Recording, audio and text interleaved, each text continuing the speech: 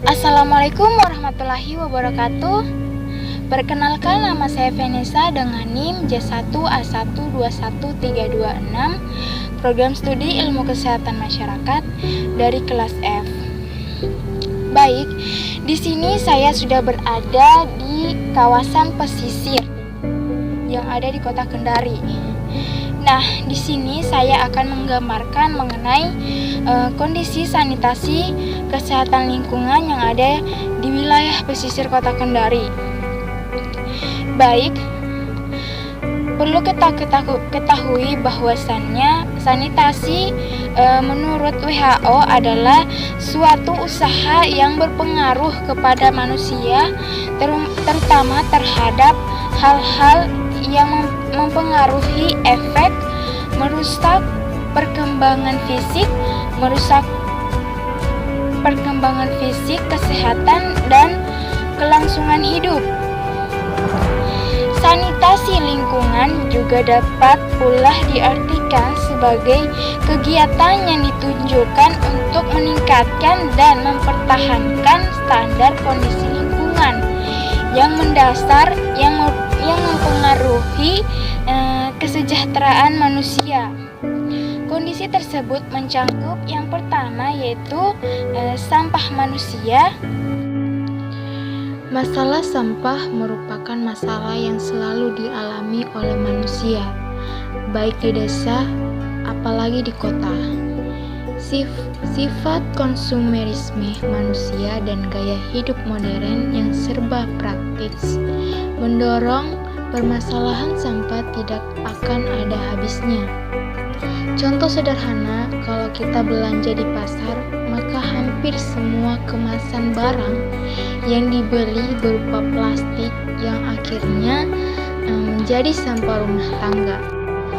Sampah rumah tangga, pasar, sekolah, industri merupakan sampah yang tidak ada putus-putusnya. Sepanjang manusia beraktivitas, maka sepanjang itu juga tetap ada sampah. Oleh karena itu, perlu penanganan secara serius dan berkelanjutan. Sampah perlu ditangani secara serius karena memiliki dampak positif dalam kehidupan makhluk hidup, seperti menyebabkan kerusakan ekologis, menyebarkan penyakit, menyebabkan terjadinya banjir, menyebabkan bau tidak sedap, dan menyebabkan terganggunya estetika suatu daerah.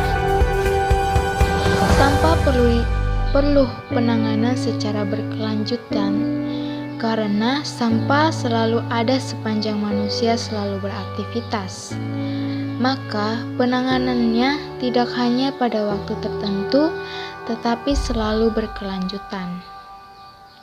Masalah sampah dapat tersolusikan sepanjang semua pihak saling bahu-membahu untuk mencarikan solusinya, baik pemerintah, masyarakat, lembaga pendidikan, lembaga keagamaan, dan lembaga swadaya masyarakat.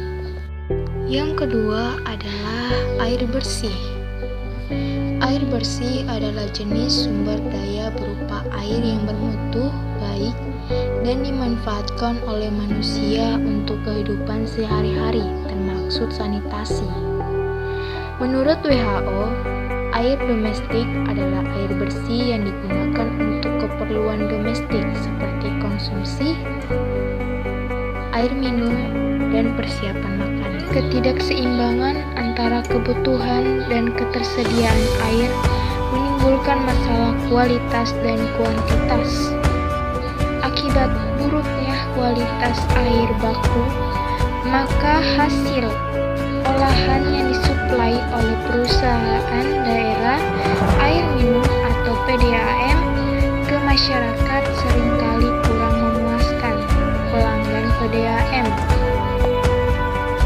Ada beberapa faktor yang mempengaruhi ketersediaan air di suatu tempat. Yang pertama yaitu kondisi iklim. Kondisi iklim ini dapat mempengaruhi curah hujan yang berdampak pada ketersediaan air bersih. Yang kedua yaitu geologi. Kondisi struktur dan komposisi batuan di suatu daerah juga memengaruhi ketersediaan air bersih. Yang ketiga yaitu polusi. Polusi seperti sampah, limbah, atau minyak yang masuk ke air bisa membuat sumber air bersih kotor dan tidak layak dikonsumsi. Yang keempat yaitu abstraksi air. Abstraksi air merupakan penggunaan air tanah yang dilakukan untuk memenuhi kebutuhan air. Namun jika dilakukan berlebihan, hal ini bisa mengurangi ketersediaan air bersih. Selain itu, dampak lain dari abstrak air yang berlebihan adalah menurunnya permukaan tanah. Yang kelima yaitu keberadaan infrastruktur. Ketersediaan air juga dipengaruhi oleh infrastruktur atau prasarana seperti pompa air dan pipa. Yang terakhir yaitu yang keenam adalah kondisi kemiskinan. Kondisi ekonomi seperti kemiskinan juga bisa memengaruhi ketersediaan air bersih. Misalnya penduduk tidak bisa membangun akses untuk mendapatkan air bersih. Oleh karena itu, perlunya upaya untuk menjaga kualitas air adalah dengan melestarikan dan menjaga lingkungan agar tidak terkena dari polusi. Penyuluhan untuk hidup sehat yang dilakukan di sekolah juga merupakan contoh upaya yang dilakukan oleh WHO di Indonesia. Yang ketiga yaitu jamban keluarga. Jamban merupakan fasilitas atau sarana pembuangan tinja. Jamban keluarga adalah suatu bangunan yang digunakan untuk membuang dan mengumpulkan kotoran, sehingga kotoran tersebut tersimpan dalam suatu tempat tertentu dan tidak menjadi penyebab suatu penyakit serta tidak mengotori permukaan. Tinja juga merupakan pengumpulan kotoran manusia di suatu tempat sehingga tidak menyebabkan bibit penyakit yang ada pada kotoran manusia dan mengganggu estetika. Manfaat dan fungsi jamban keluarga. Jamban berfungsi sebagai pengisolasi tinja dari lingkungan.